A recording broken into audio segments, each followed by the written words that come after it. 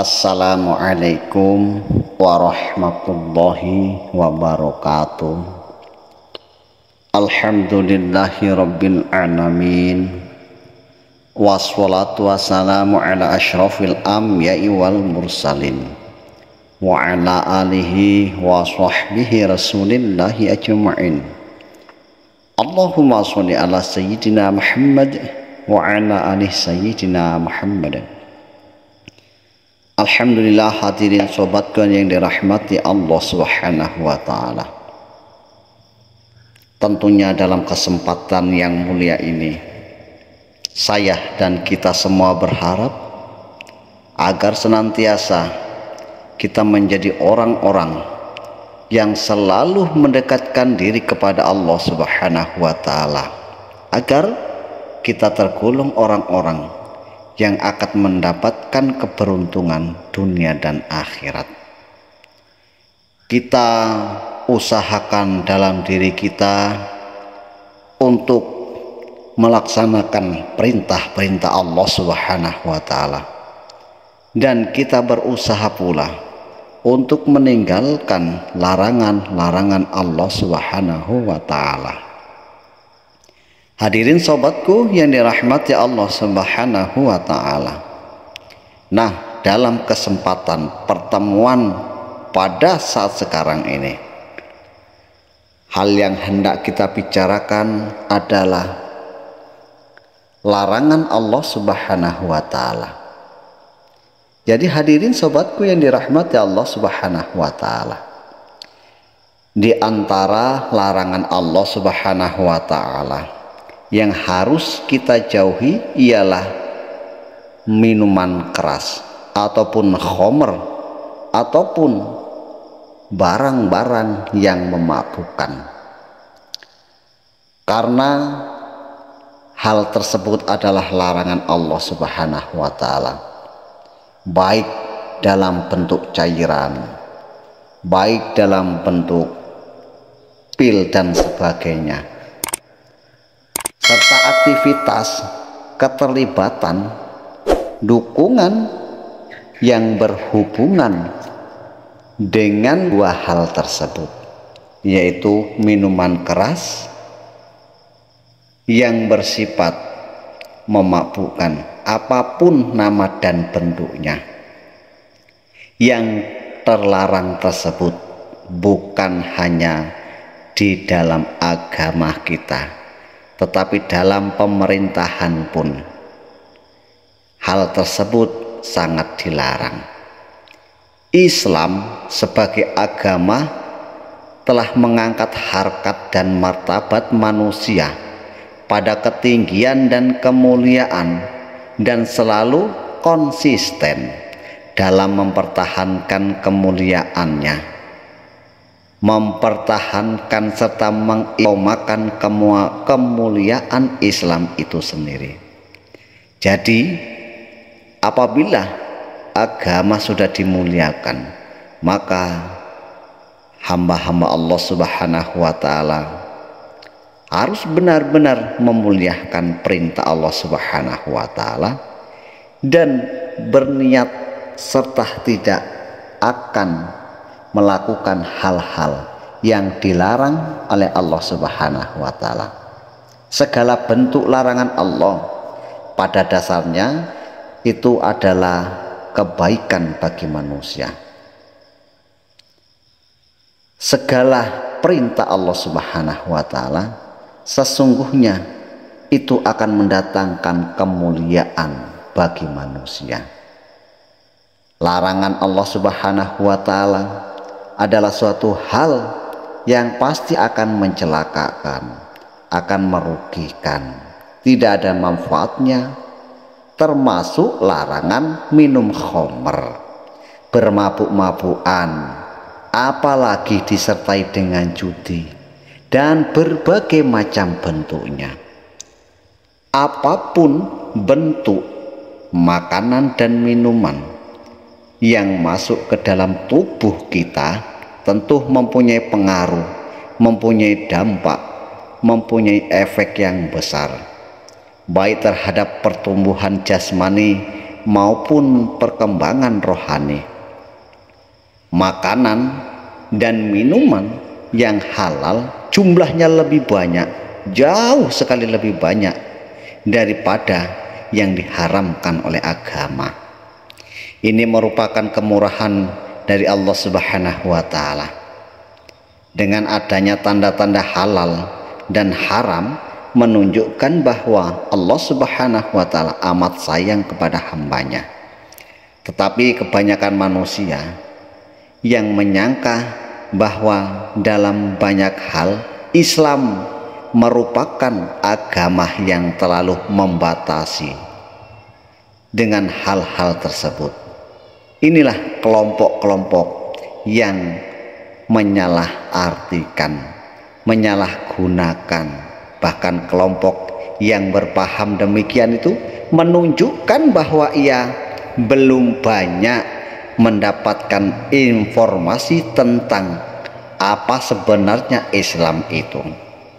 Bila makanan dan minuman yang dikonsumsi itu halal, maka energi yang ditimbulkan akan baik dan cenderung pada perilaku yang baik dan soleh. Namun bila energi itu bersumber dari yang haram, maka kecenderungannya pun pada perilaku kemaksiatan, keingkaran, dan sangat sulit untuk diajak pada kebaikan dan ketaatan kepada Allah Subhanahu wa Ta'ala.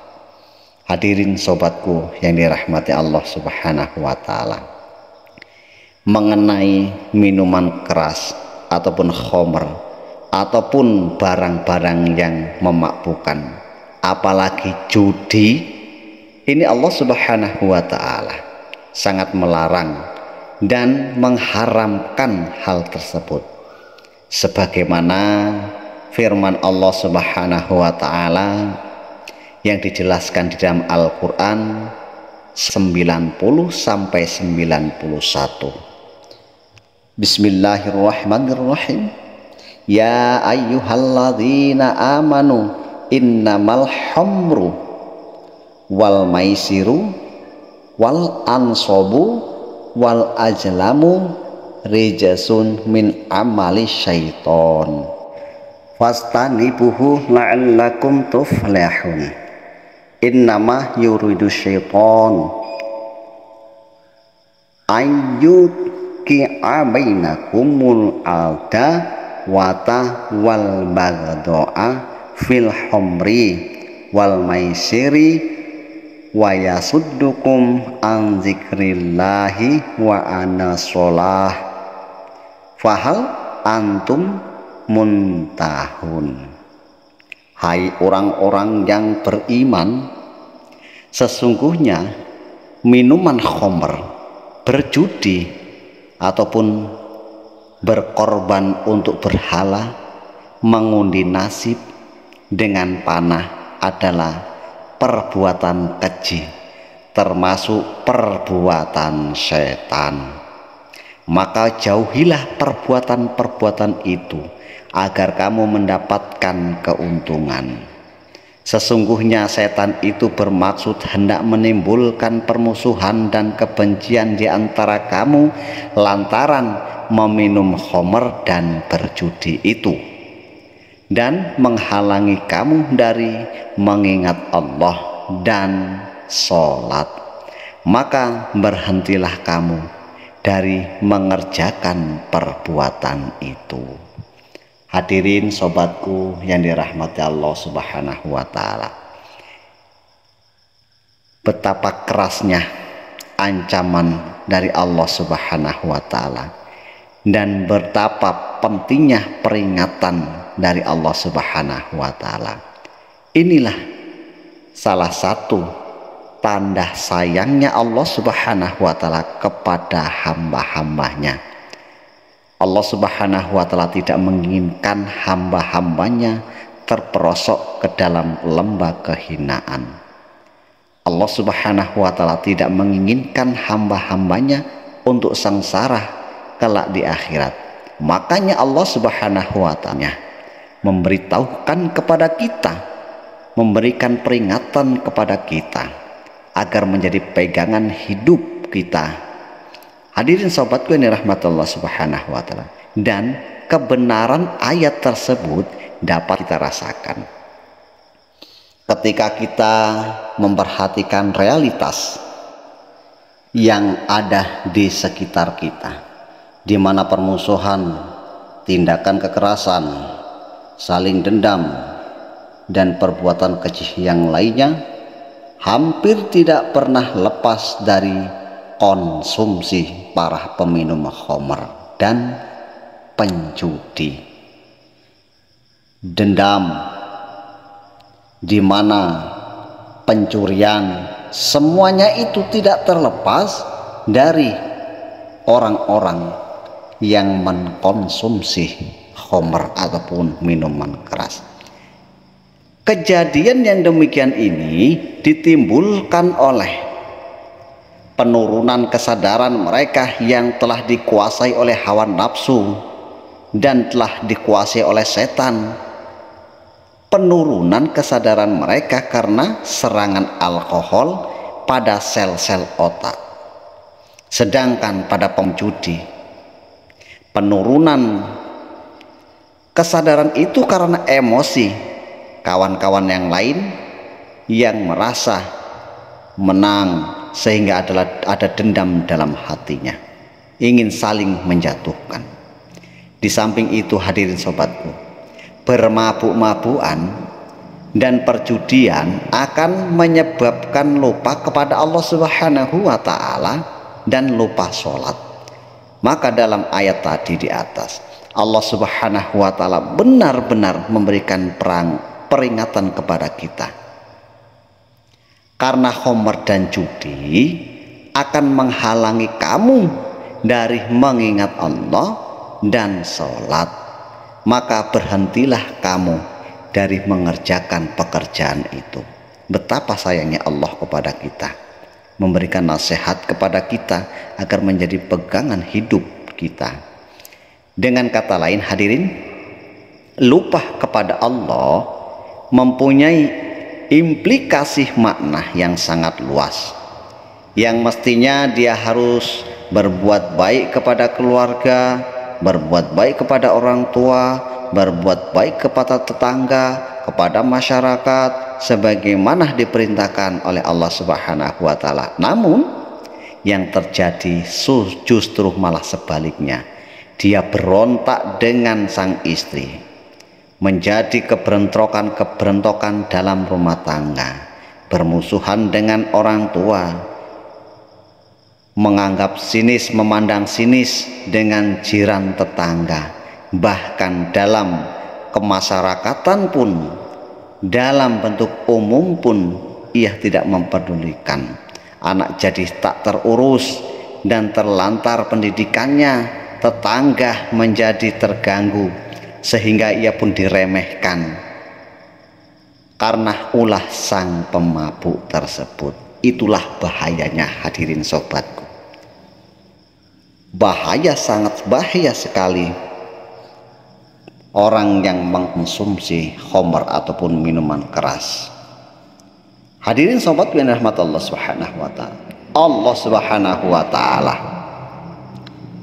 secara tegas melarang khamr sebagaimana yang diterangkan secara jelas dalam ayat tersebut di atas tadi.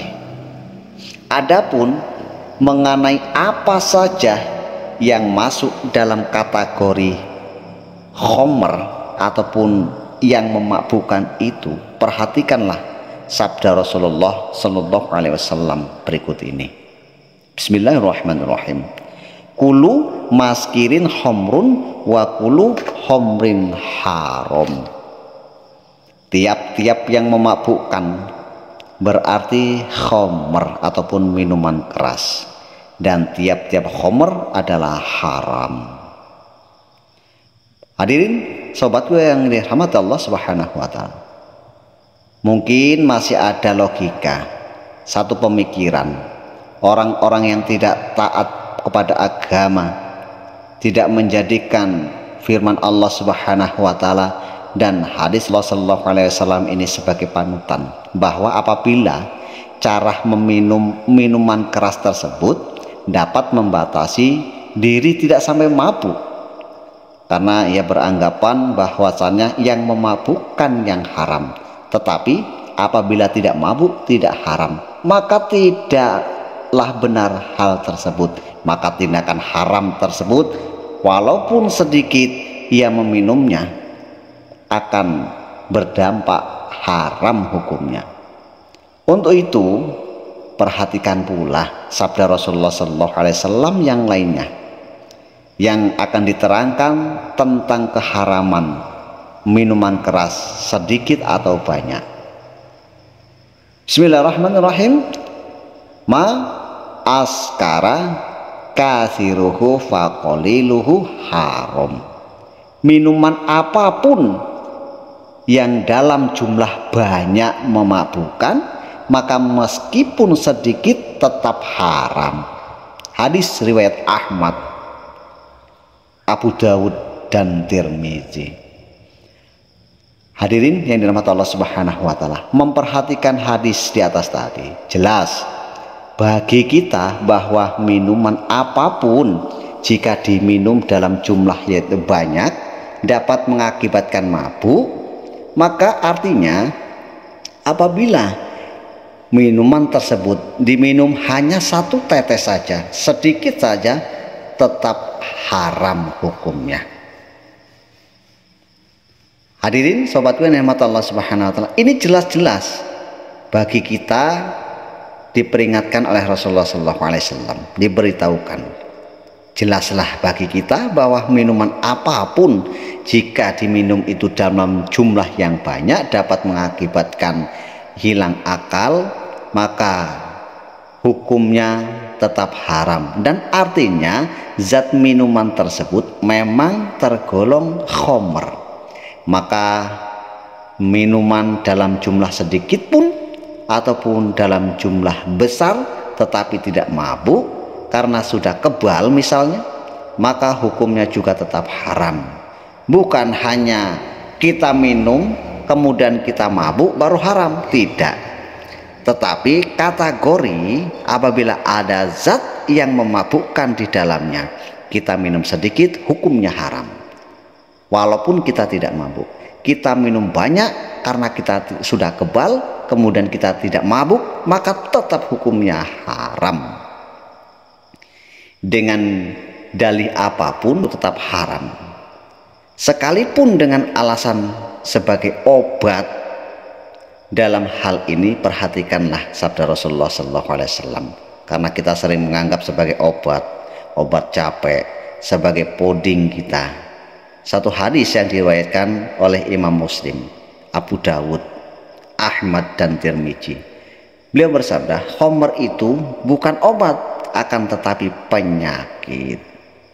Dengan demikian hadirin, sangat jelas bagi kita bahwa yang namanya minuman keras ataupun khamr tidak dapat sebagai obat ataupun digunakan sebagai jamu, karena memang mengandung zat perusak tubuh, zat yang akan merusak otak kita yang diharamkan oleh Islam. Akan halnya mengenai obat, maka setiap ada penyakit Allah tentu menurunkan obatnya.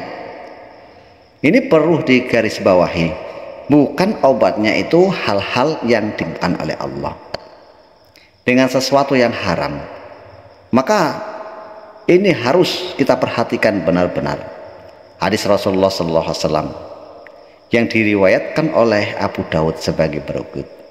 Innallaha anzala da'a wa dawa'a wa ja'ala lakum da'un dawa'am fatadawu wala tadawu biharam. Sesungguhnya Allah telah menurunkan penyakit dan menurunkan obat dan menjadikan untuk kamu bahwa setiap penyakit ada obatnya. Oleh karena itu berobatlah, tetapi janganlah berobat dengan cara yang haram. Hadirin sobatku, mengingat hadis tersebut, pasti Allah telah menyediakan dan menurunkan obat yang sangat baik, bahkan yang terbaik, bahkan halal lagi sebagai obat dari suatu penyakit. Tinggal manusianya saja yang harus berusaha ikhtiar untuk menemukan obat yang sudah disediakan oleh Allah Subhanahu wa Ta'ala di alam ini, yang tentunya diridhai Allah dan halal. Mengenai keharaman khamar itu tidak hanya sebatas pada peminumnya saja, inilah hadirin bahayanya, tetapi lebih jauh dari itu semua, bahkan sampai ke akar-akarnya, sampai ke sumber-sumbernya, meliputi para pengusahanya yang memproduksinya, pengecernya, sales ataupun penjualnya, dan siapapun yang ikut berperan serta pada minuman tersebut tentu dilaknat oleh Allah. Sebab semua itu merupakan mata rantai yang tak terpisahkan. Adanya yang meminum, sudah pasti ada yang membuat ataupun memproduksi. Sudah pasti ada yang mengecer ataupun salesnya. Sudah pasti ada yang menjualnya. Seorang yang ikut dan berperan dalam lingkungan tersebut, meskipun tidak ikut minum, tetap terkena keharamannya dan terlaknat, sebagaimana yang dijelaskan dalam hadis berikut ini. La'annan Nabi sallallahu alaihi wasallam fil khamri asyrah asiruha wa mu'tasiruha wa syaribuha wa hamiluha wal hamulutu ilaihi wa saqiha wa ba'i'uha wa akilu samaniha wa akilu samaniha wal mushtari laha wal mushtarohu laha. Nabi Shallallahu Alaihi Wasallam melaknat berkenaan dengan khamr terhadap 10 golongan. Yang pertama, yang memeras ataupun pembuat. Yang kedua, yang meminta diperaskan ataupun pengusaha. Yang ketiga, yang meminumnya. Yang keempat, yang membawanya ataupun biro jasa, sales dan sebagainya. Yang kelima, yang meminta diantarkannya ataupun pelaku, agen, penjual ataupun sejenisnya. Yang keenam, yang menuangkannya ataupun yang melayaninya. Yang ketujuh, yang menjual. Yang kedelapan, yang makan harganya ataupun hasil penjualannya. Yang kesembilan, yang membelikannya ataupun pentraktir. Yang kesepuluh, yang minta dibelikan. Masya Allah. Semoga ini bisa menjadi renungan untuk kita. Bermata rantai semuanya yang berkenaan dengan khamr akan dilaknat oleh Allah Subhanahu wa Ta'ala. Semoga bermanfaat bagi kita semuanya dan semoga menjadi renungan untuk kita. Semoga pula dalam kesempatan kali ini bagi kita yang masih ada kegiatan dengan khamr, maka akan menjadi penjelasan gamblang dan akan menuju jalan yang diridhai Allah Subhanahu wa Ta'ala. Semoga bermanfaat. Subhanallah wa bihamdihi, subhanaka Allahumma wa bihamdika, asyhadu alla ilaha illa anta, astaghfiruka wa atubu ilaik. Assalamualaikum warahmatullahi wabarakatuh.